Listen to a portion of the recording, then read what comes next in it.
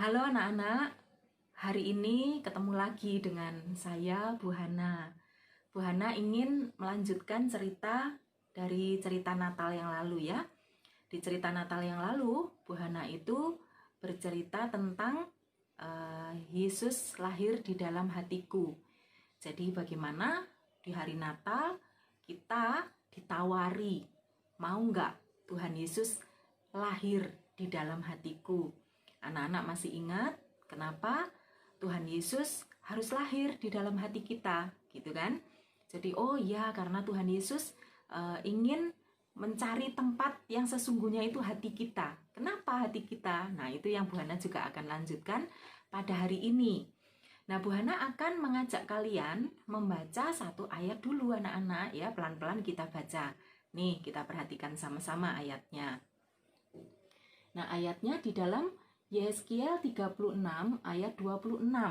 Ayat ini berbicara, kamu akan kuberikan hati yang baru dan roh yang baru di dalam batinmu, dan aku akan menjauhkan dari tubuhmu hati yang keras, dan kuberikan kepadamu hati yang taat. Nah, perhatikan anak-anak ayat ini ya. Perhatikan baik-baik. Ada tulisan, kamu akan kuberikan hati yang baru. Nah, emang kenapa kok diberikan hati yang baru? Perhatikan ada tulisan berwarna merah itu anak-anak. Yang berwarna merah ternyata tulisannya adalah hati yang keras. Nah, berarti ada hati yang rusak. Hati yang rusak sama Tuhan diganti dengan hati yang baru. Hati yang rusak itu cirinya seperti apa sih? Masih perhatikan di ayat itu. Hati yang rusak itu adalah hati yang tidak taat. Nah, perhatikan anak-anak. Jadi Tuhan tahu pada saat kita jatuh di dalam dosa, seperti yang kapan hari Bu Hana jelaskan, kita itu hatinya sudah rusak, sudah dihancurkan oleh dosa, sehingga kita menjadi orang-orang yang tidak taat kepada Allah. Nah, sebagai gambaran, supaya anak-anak punya bayangan gitu ya, perbedaan hati yang baru, hati beneran loh ya, hati manusia, sama hati yang rusak atau hati yang sehat sama hati yang rusak itu seperti apa? Mari kita lihat di gambar ini anak-anak. Nah, ini adalah contoh gambar hati yang baru, yang baik, yang healthy, yang sehat. Nah, ini seperti keadaan pada saat kita di Taman Eden gitu ya. Ini gambaran hatinya secara gambar hati di tubuh kita gitu. Tapi yang dimaksud di dalam ayat ini adalah hati yang sungguh-sungguh mau taat atau tidak gitu ya. Kalau yang taat itu gambarannya masih seperti ini harusnya. Tapi kalau hati yang sudah rusak itu gambarannya seperti ini anak-anak. Beda kan? Hatinya sudah keras, itu sebenarnya bukan cuma keras, tapi sebenarnya mati. Nah, sama dengan kita. Pada saat dosa itu masuk di dalam diri kita, kita itu mati. Makanya dikatakan bahwa semua orang berdosa sudah menuju kepada maut. Mati, tidak bisa pulang ke surga. Nah, ini adalah kondisi hati kita, anak-anak. Sehingga di Natal kemarin, Bu Hana mengajak kalian untuk ayo terima Tuhan Yesus. Nah, sekarang kita akan lihat kelanjutannya. Ketika Tuhan Yesus itu masuk di dalam hati kita langsung misalnya kita ngomong, Tuhan masuklah dalam hatiku, tiba-tiba jadi cling, kita jadi orang yang berubah gitu. Enggak, Tuhan bisa saja merubah kita langsung. Tapi kan Tuhan mau kita juga bertanggung jawab. Ya kan? Tuhan tidak mau nyulap kita. Ya kalau kita robot. Kalau robot pasti sama Tuhan tinggal disulap cling gitu ya. Enggak, kita bukan robot. Kita manusia yang diberi akal, diberi dengan hikmat, diberi dengan hati yang bisa diarahkan untuk taat kepada Tuhan. Jadi Tuhan mau bekerja sama supaya hati kita, Tuhan Yesus yang dalam hati kita, sungguh-sungguh mengubah hidup kita. Sehingga kita punya hati yang baru. Hati yang baru itu adalah hati yang taat. Hati yang rusak tadi hati yang tidak taat. Nah, dalam cerita kali ini, Bu Hana ingin mengajak kalian untuk tahu gimana ya caranya supaya aku ini memiliki hati yang sungguh-sungguh ada Kristus dan berubah itu tadi. Yuk, sekarang Bu Hana ajak kalian untuk melihat. Yang pertama dulu, yuk perhatikan. Yang pertama, ini adalah Firman Tuhan mengatakan, Bu Hana mau bacain dulu ayatnya gitu ya. Firman Tuhan mengatakan hati kita itu akan baru kalau, nah dikatakan di sini apa? Kalau rohku ku berikan diam di dalam batinmu, gitu kan?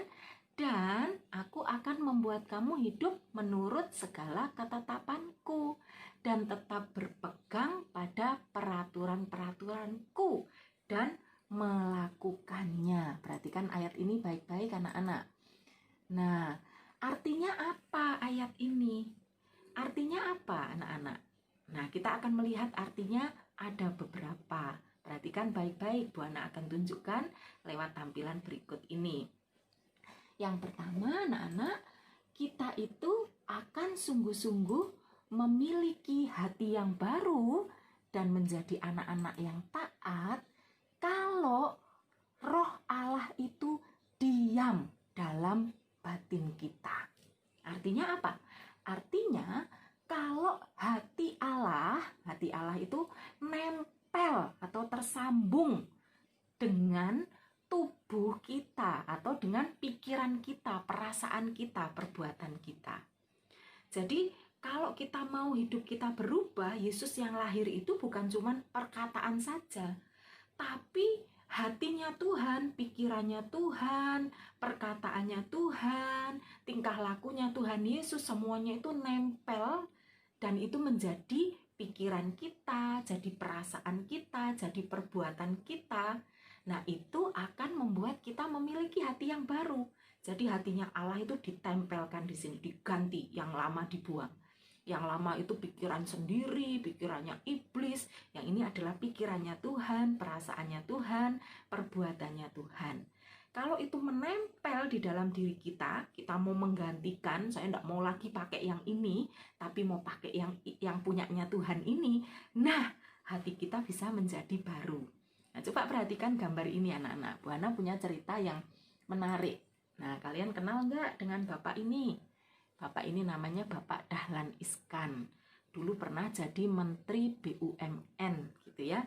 Dia juga seorang petingginya Jawa Pos gitu. Kalau kalian bingung apa sih itu gitu ya, nanti coba kamu tanya papa mamamu, BUMN itu apa, Jawa Pos itu apa gitu ya. Tapi orang ini adalah orang hebat. Dia adalah orang hebat di Indonesia ini. Nah, satu kali anak-anak Bapak Dahlan Iskan waktu itu sudah umur 60-an gitu. Tiba-tiba ternyata dia mengalami sirosis. Sirosis itu apa? Hatinya keras gitu, levernya keras. Itu sejenis penyakit yang memang sangat berbahaya. Nah, pada saat dia mengalami itu, waduh kondisinya parah. Rata-rata orang bisa nggak tertolong anak-anak. Dan Pak Dahlan Iskan ini mengatakan, wah kondisinya sangat buruk, pasti pucat, kadang perutnya itu keras dan besar gitu loh anak-anak. Biasanya gejalanya akan seperti itu.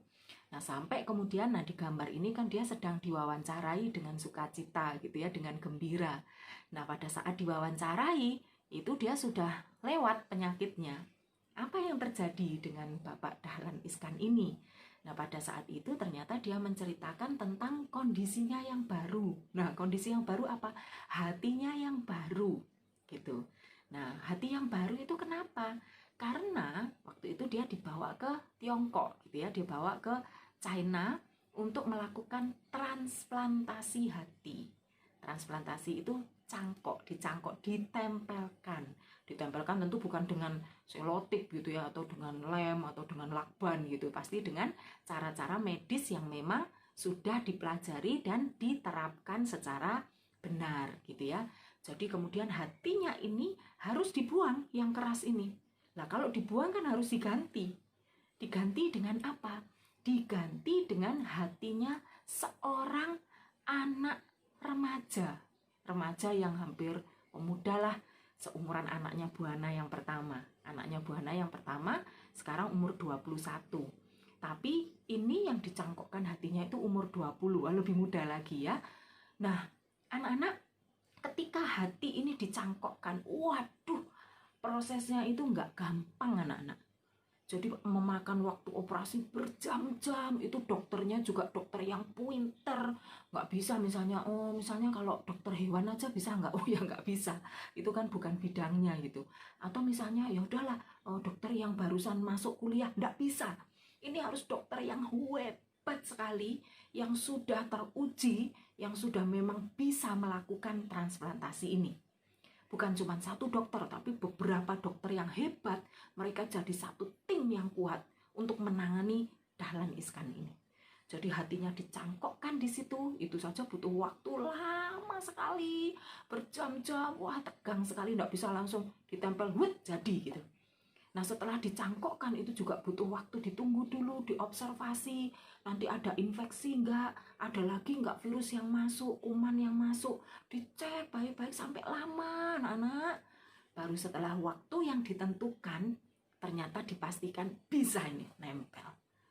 Bukan cuma nempel, tapi yang luar biasanya Pak Dahlan Iskan, nah di dalam wawancara ini, dia cerita, wawancara ini dia bilang bahwa sejak aku itu mengalami transplantasi hati, aku ini jadi semangat gitu.